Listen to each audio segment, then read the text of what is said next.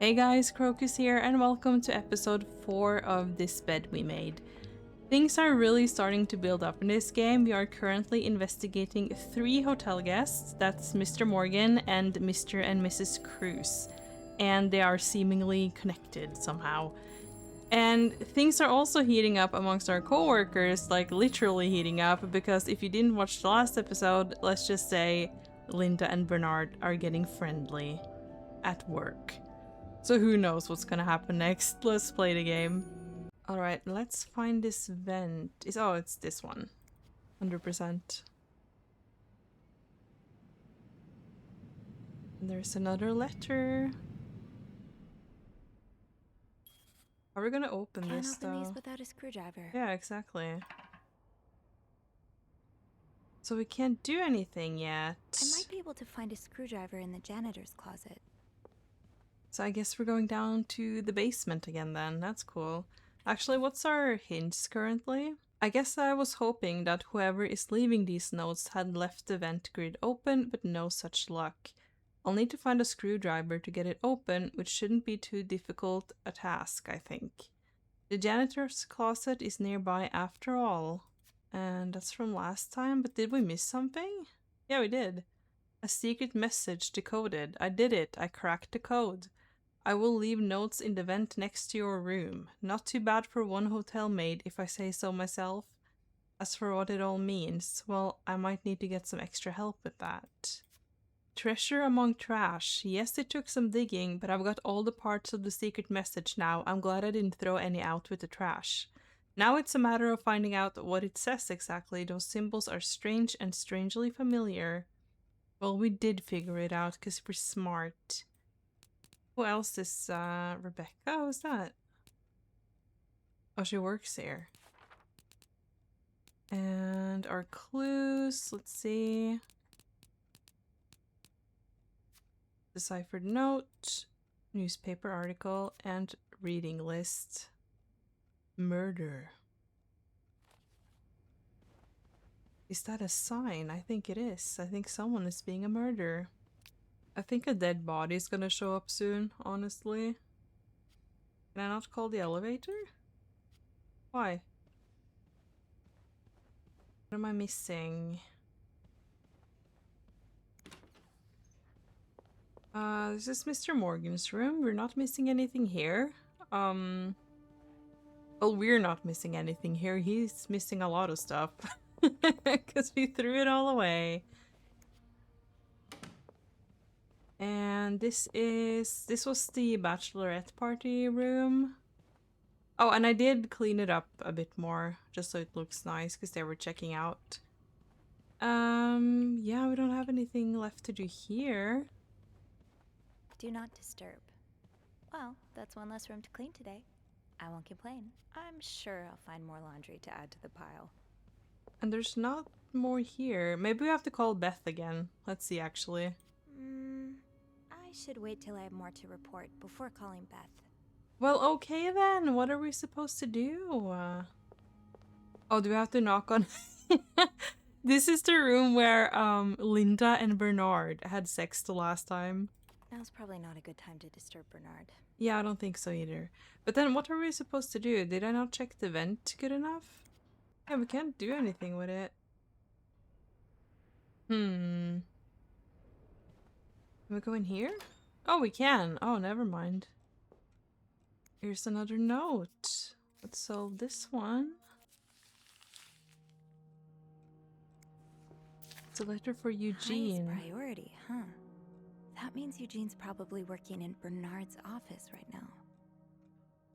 Eugene, Bernard tells me there is a cold draft coming from his window and it's turning his office into a freezer. Fixing this should be your highest priority today, Linda. Alright. Wait, Sophie, you don't need these. Be careful. Shoot, no screwdriver. What's life without a little challenge? Okay. Huh, this must be Eugene with his daughter. He looks like a caring father. That's a cute picture. What else is here? It sounds like Eugene asked Bernard to stop opposing the construction of the new psychiatric hospital. And Bernard was Bernard. Dear Eugene, I was unaware of your daughter's condition. I can only imagine how difficult this must be for you and your wife. But do not worry, you only have to look at my brother to see how rotten apples grow even in the best of families. As for your request, I'm afraid I'm unable to grant it. Mr. Weston is both a good friend of mine and a benefactor of the Clarington, so it would be inappropriate for me to oppose him. Also, considering his great influence in the city, I have no doubt he will manage to prevent the hospital's construction no matter what. Thank you for understanding, Bernard. Okay, so it seems like Eugene's daughter have struggles with mental health then, and Bernard is not a very understanding leader. Shocker. What is this? Shop owners against new mental hospital. Shop owners against new mental hospital. A group of downtown Montreal businessmen and shop owners met with Mayor Sarto Fournier last week to air their grievances concerning the city's recent decision to allow construction of a new mental hospital on Dorchester Boulevard. William Weston, manager of Weston's department store, says he and his group will fight tooth and nail to prevent the hospital's construction.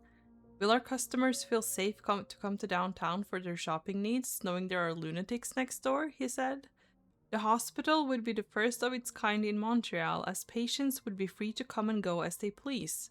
Dr. David Blunt, the young psychiatrist behind the initiative, believes that allowing patients to maintain a connection with the outside world will facilitate their full return to society once their treatment is over. Yeah, that's a very 1950s mindset.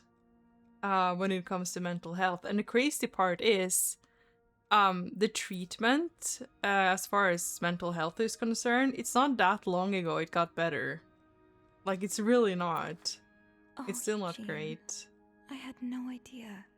Dear Eugene, a friend of mine has heard from her hairdresser, who's heard from her sister-in-law, who works as a secretary to the mayor, that the city plans on building a new mental hospital right next to the Clarington. Imagine, Denise could get all the care she needs while staying close to home. It's almost too good to be true. I don't dare get my hopes up, but still, I'll keep my ear to the ground and keep you posted as soon as I have more news. Warm wishes, Joyce. That is so heartbreaking. I feel for Eugene and his family. I've never seen two people more suited for each other. Eugene's a pro at fixing the fuse box whenever there's a power outage. I really do. So, is there anything... Because we can't get the screwdriver from here, obviously. So let's try the elevator again. And hopefully it works this time. No, I didn't accidentally do anything, but I did click on Bernard and Linda's door, so maybe they'll come meet us in the elevator.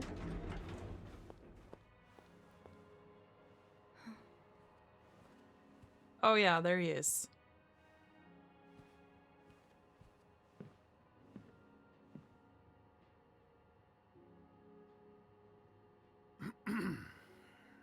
It's, Miss Belivet, isn't it? No.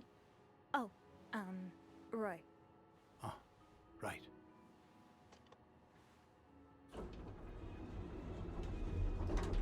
You're the one who took last week off, aren't you?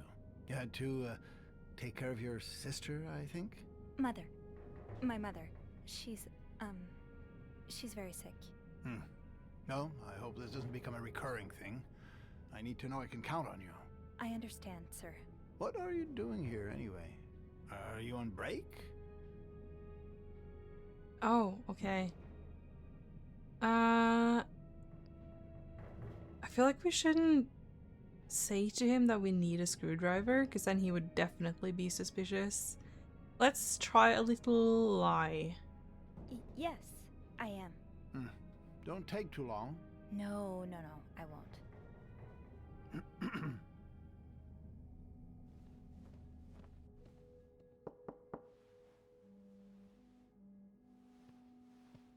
Well, don't you look mischievous. Hey, Bean.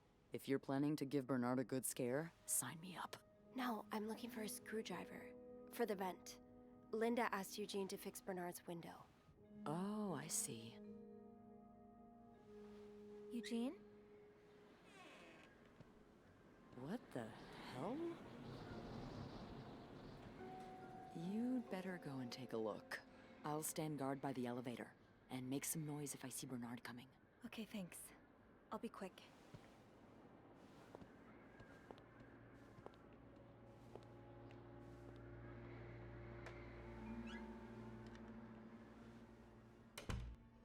Did Eugene escape? What is going on here? With this blizzard, Bernard's office will be a skating rink by the end of the day.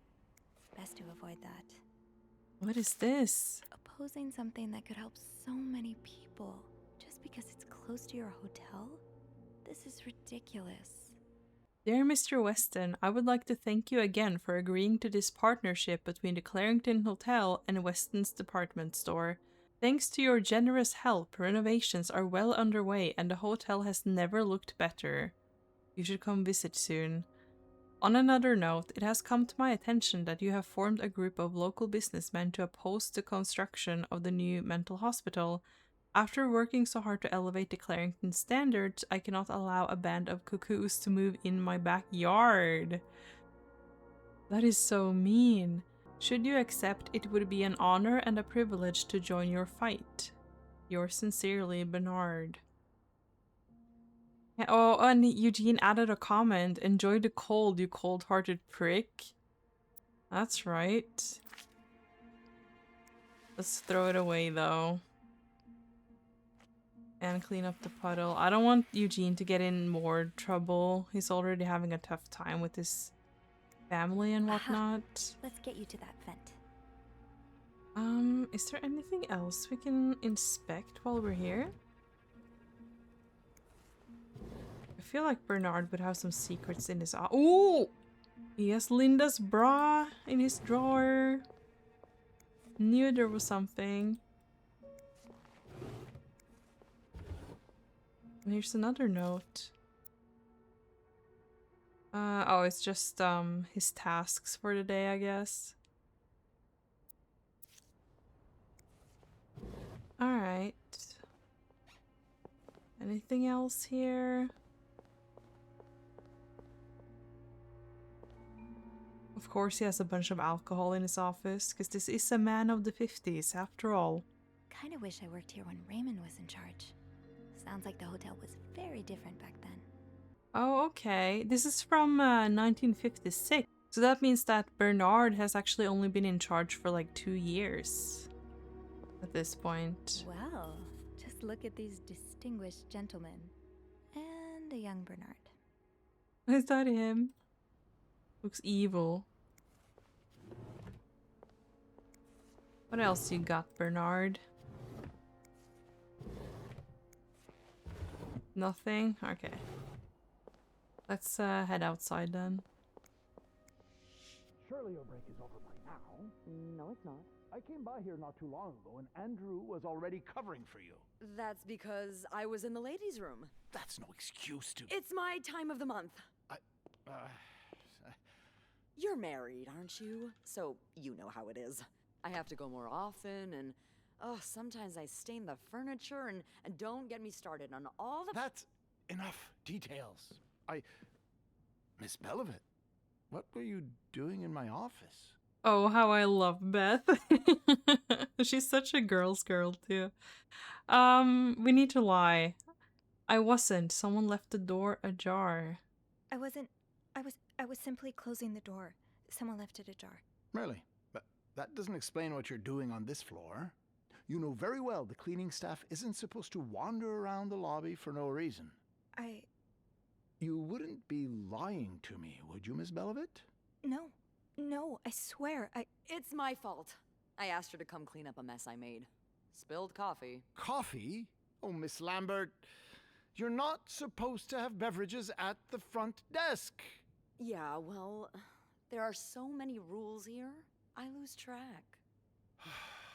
Come with me.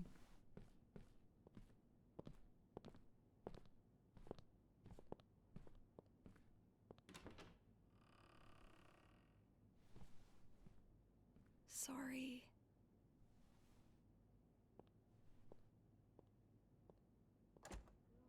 I'm sorry, Beth. I didn't mean for that to Yeah, there was a happen. problem with the window, but it seems Eugene's fixed it. Now, as I was saying, Don't yell at her, I'm Bernard. really disappointed in you, Miss Lambert. When you first started working here, I never would have thought that you had so little decency. Decency's overrated. Personally, I think it gives the lobby a bit of character. Clients love the fact that I embody the désinvolte French woman stereotype. Guests. We call them guests. How many times do I have to repeat it?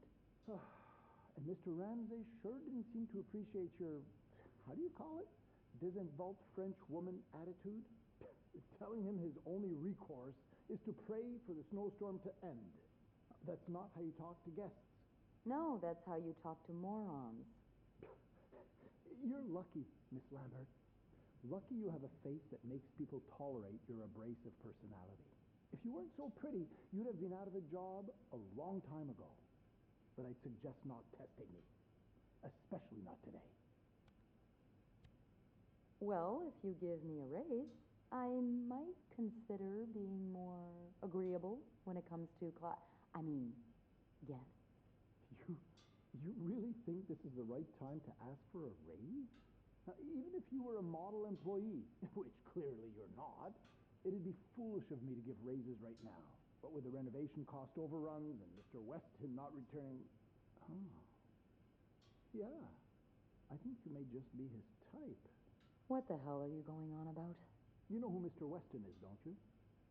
It has just occurred to me that he's particularly fond of French women.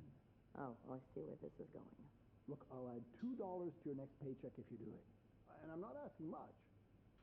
Next time he comes to visit, just try to be nice to him. I mean, nicer than usual. $2? That's adorable. Make it 5 and I'll smile. $3 and you make conversation with him for 10 minutes. $4 for 5 minutes conversation. Paid up front. Deal. Always a pleasure doing business with you, Bernie. Now, don't make me come back on our agreement. Now, this is all the info I have on Weston. His hobbies, his favorite foods, everything. I want you to memorize it. You have a folder on him? Creep. What did you say? Nothing. Just give me the file. Sorry, I just wanted to eavesdrop on them. He's selling Beth for $2? Boy, are you insane? Time to see what secrets that vent is holding. Oh my gosh. Hi, Andrew. Whew, Oh, he's that's busy. big. It Busy, might be a busy. bit difficult to... What's our progress? That was close. I should have known it wouldn't be as simple as walking out unnoticed. Bernard was waiting on the other side of the door once I finished up in his office. I'm really glad my job keeps me from interacting with him too often. I don't know how many more times I can handle hearing him calling me Miss Belluet. I only managed to get away thanks to Beth. I really ought to thank her later. I hope whatever Bernard has in store for her isn't too bad, and I hope that what I find on the 5th floor makes her sacrifice worth it. Got what I came for. Looks like my hunch was correct. Eugene was here to fix the window, and lucky for me, he left his screwdriver behind. I get the feeling he won't be needing it anytime soon. Getting the vent open should be easy enough now. The lair of the beast. Beth offered to keep a lookout while I poke around Bernard's office looking for the screwdriver. I have the rare opportunity to do a bit of snooping on my boss. What fascinating things would Bernard keep behind closed doors? But I have to be careful still, especially with Beth on the other side of the door. I don't want to jeopardize her either. Oh, so maybe she got in trouble because I spent too long searching the room. Well, shit. Longest elevator ride ever. On my way back to look for a screwdriver in Bernard's office, I ran into the big boss himself in the elevator. When he asked what I was doing, I quickly came up with a lie and said I was going on a break. It was innocent enough as far as lies go, but I wonder if I'd have been better off just telling him the truth. I'm not really doing anything wrong. Thank goodness he and I went separate directions when we got to the ground floor. Now to see if I can find that screwdriver. Destination Bernard's office. According to a note from Linda in the janitor's closet, fixing the broken window in Bernard's office is to be Eugene's highest priority today. Since he's not around, he must be dealing with that. He knows better than to ignore a direct order from Linda. Time to head into the lair of the beast, I suppose. Yeah. Well, that could have gone a bit better. I feel so bad getting Beth in trouble, but at the same time, like, she really knows how to, like, she has so much charisma. I think that she got out of it in a good way anyway.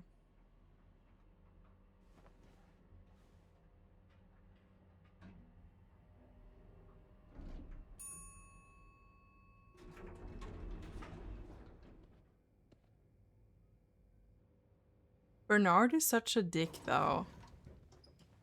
Like, standing there belittling us, and he doesn't even know our name. Hello? Oh, I guess I'm free to disturb room 508 now. But that's where Bernard and Linda were. Ew. Oh, we're going in. We're going in. What do we find? Oh, the Bible. They need that. Oh my god. There has to be something here, surely.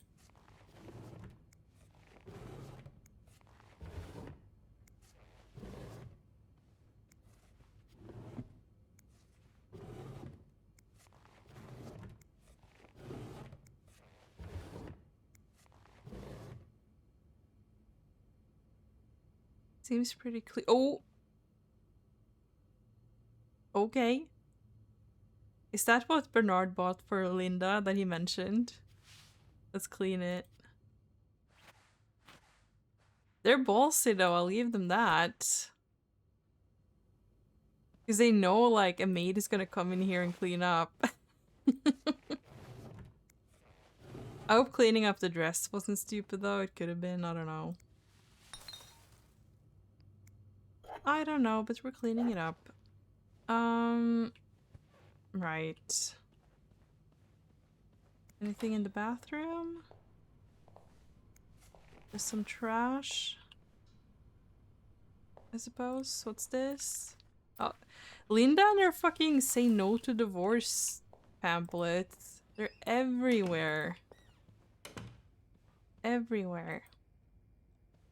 Let's place the cups here. And we're done. Alright, so now we can go to the vent. And solve another mystery.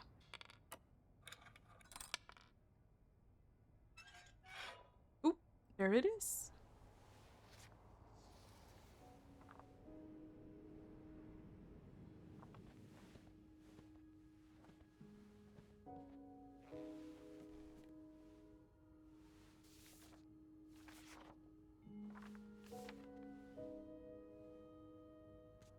Okay, so this is the same type of codes and letter like the last time that we have to solve.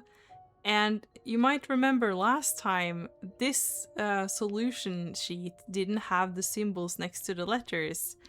And that is because I am very old, and I'm telling you now so you don't make the same mistake as I do if you're gonna play the game. I found these symbols on various documents in the 509 room. And what I did was I wrote it down on a physical paper. Because that's how we solved mystery games when I was young. Because I'm old.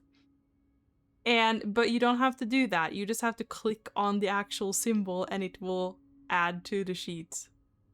So, yeah. Don't be a dumbass like I am. Or old like I am. Let's get to the paper. Meet me tonight in my room. Michael will be sleeping. We need to discuss our plan.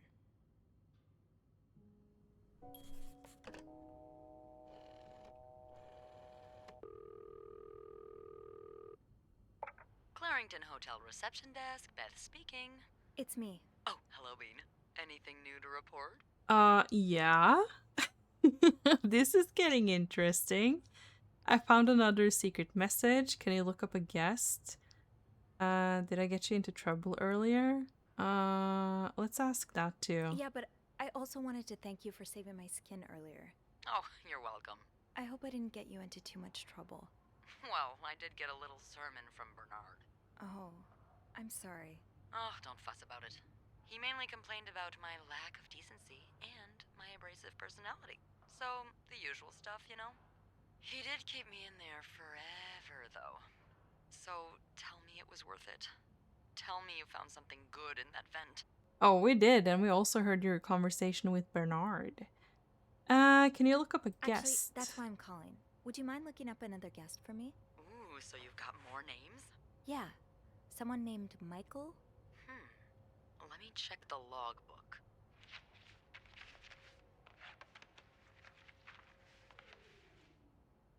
How did you get that name anyway? I found another message written in secret code. It says, "Meet me tonight in my room. Michael will be sleeping. We need to discuss our plan." So another husband, huh? Maybe. Well, there's a Michael staying in room 507. Mrs. Beaumont's room? But she doesn't have a husband. She's here alone with... Oh! Michael must be her son. I got him some extra blankets the other day so he could build a fort. Could Marcella? Yes? No, never mind. So, what's next? I guess I should go have a look at 507, but it's not on my list. There's a do not disturb sign on the door. Well, I could call the room to make sure no one's there.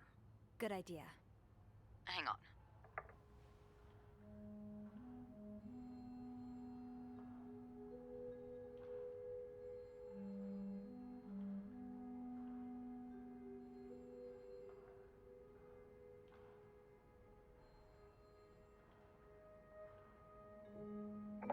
You've got the all clear, Bean. Head on over. Thanks, Beth. I'll call you back. Okay, wait a minute. Is Marcella having an affair with the woman next door? I think she is. Looks like I'm headed to room 507. Yes, you are. Another secret message. Meet me tonight in my room. Michael will be sleeping. We need to discuss our plan. That's another code broken and another lead to follow. I asked Beth to find a Michael in the logbook, and just as I'd hoped, there was only one staying with us at the moment. Michael Beaumont, the son of Anne Beaumont, in room 507. Codes upon codes. Just as that encoded letter promised, there was indeed a note left in the vent. Written once again in code. I'm confident I'll be able to decipher this one too. I'm becoming quite the expert. I mean, there's 100% an affair going on. The husband is sleeping on the couch. This woman and this woman is sending secret messages when the people they're staying with is asleep. I mean... I'm scared to go in though, because she has the do not disturb sign.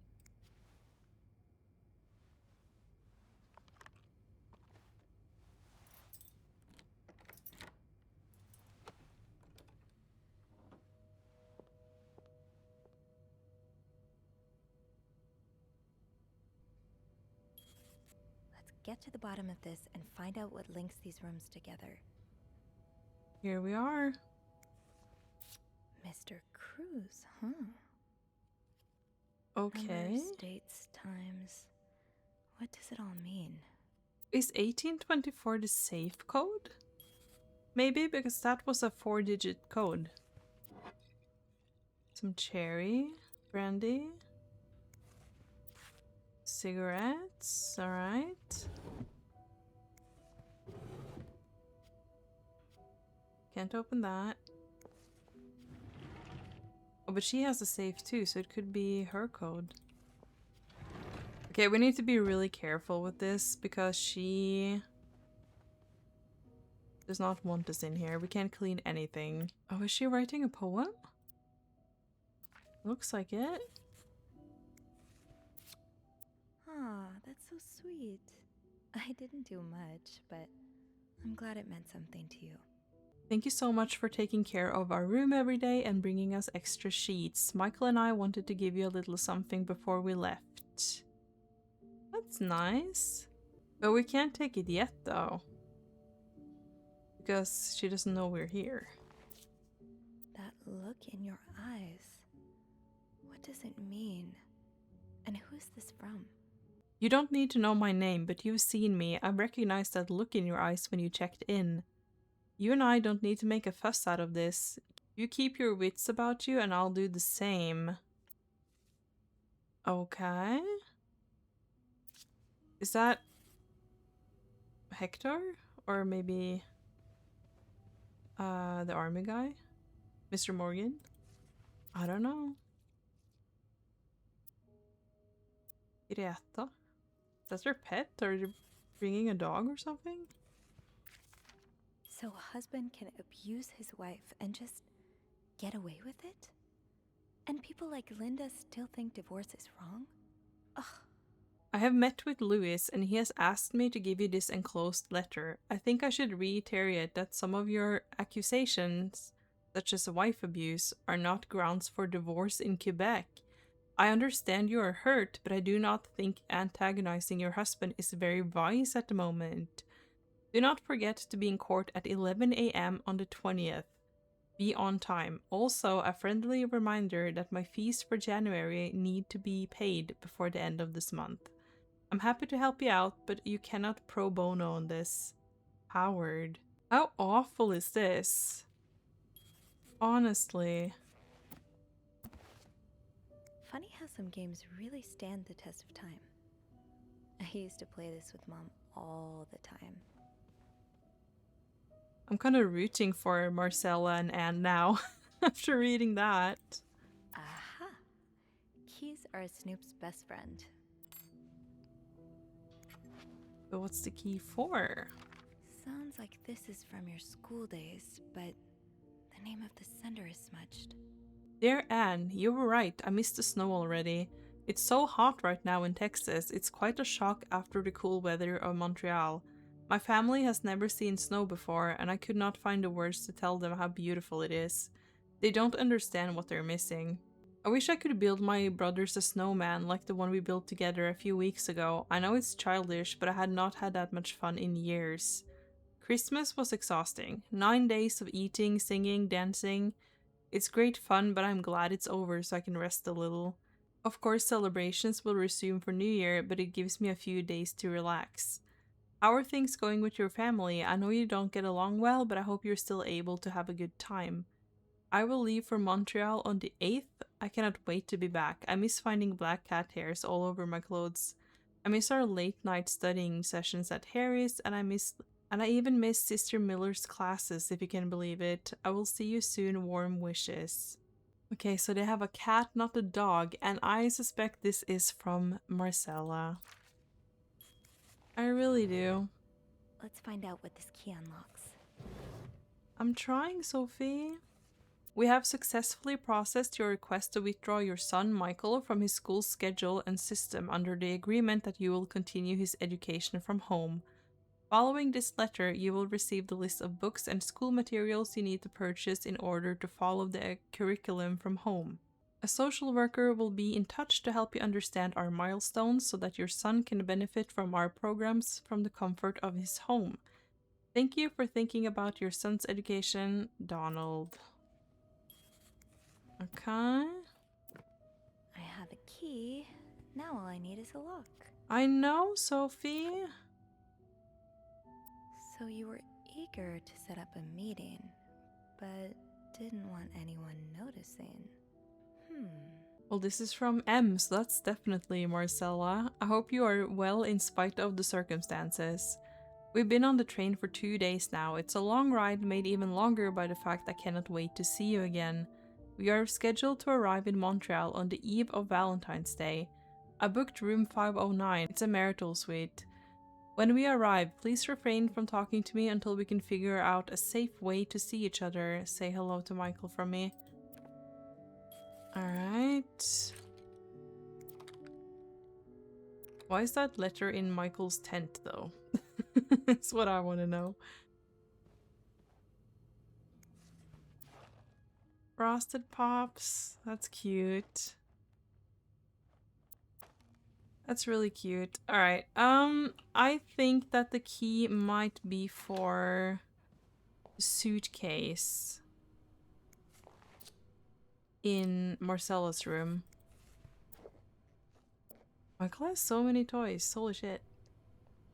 Let's be careful not to touch anything, Looks like though. someone grew tired of looking at your face, Mr. Beaumont. Yeah, I wonder why. He's all but outright threatening you.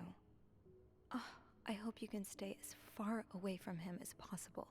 I just met with your damn lawyer. You got some balls to accuse me of all that, as if you were so irreproachable yourself. Do you think I don't know where you spend your nights? But worst of all is that you won't let me see my son. You won't even tell me where he is. If you think you have a chance to get custody, you really don't know me well. I will not let you take Michael away from me. He is pissed. Well, maybe you shouldn't have punched your wife. That's all I'm gonna say. Actually, do we look at everything here?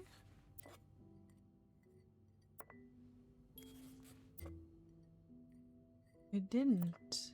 I can't pick it up though. We looked at that. Actually, I didn't see this. Oh, here we go. I'll need another key to unlock this. Haven't I seen one just like this somewhere? Oh, okay, we're missing one. Is this from school? I feel like we're missing something in this room. But what?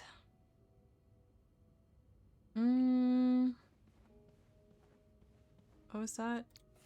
This letter has been sent to you and has been around the world 3 times. The one who breaks the chain will have bad luck. Oh no, it's one of those. Mr. Smith received the letter in 1953, made 33 copies and sent them. 3 days later, he won the lottery. Mr. Jones received it in 1956, made 33 copies and sent them. 3 days later, he discovered an old treasure in his backyard. Mr. Williams received the letter and burned it. His wife and 3 kids died in a fire that very night. Mr. Green forgot the letter in a drawer and lost his job. When he found the letter again, he got a better job than before. In no case should this chain be broken. Make 33 copies and send them. You will experience great joy within 3 days. Oh my god, these chain letters and chain emails used to be around a lot back in my day. Okay, so I did clean the bathroom, but I think that the other key is not in that room. I did have a look around. So let me just, well, have a look around and I'll see what I can come up with here. Alright, so I'm back in Mr. Morgan's room. Let's check the safe. Could it be here? Oh, she's wearing the key as a necklace. Look, Marcella. Ah, there you are. With Marcella. God knows where she is.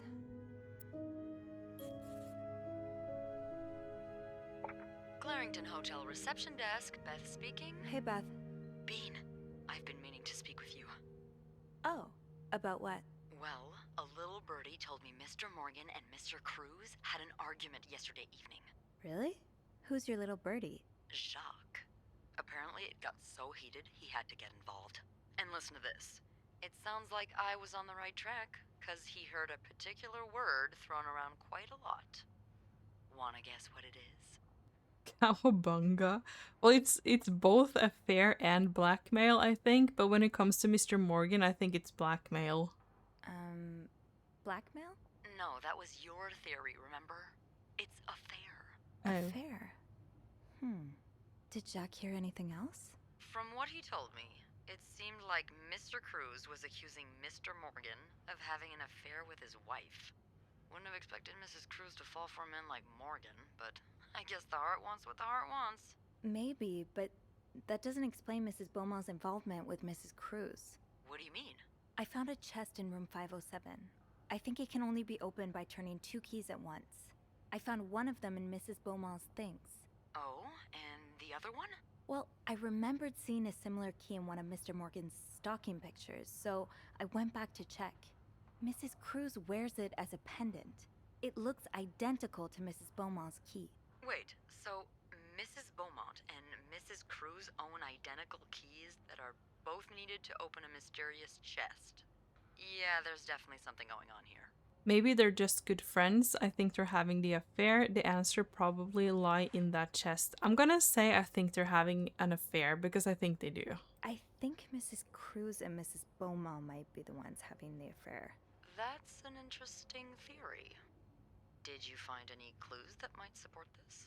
Nothing concrete. I mean, I did find a letter that suggests they may have gone to college together, but they could just as well be good friends, right? Yeah, that's one way to put it. I guess we'd know for sure if we could have a look at that chest, but I don't think I'll be able to open it.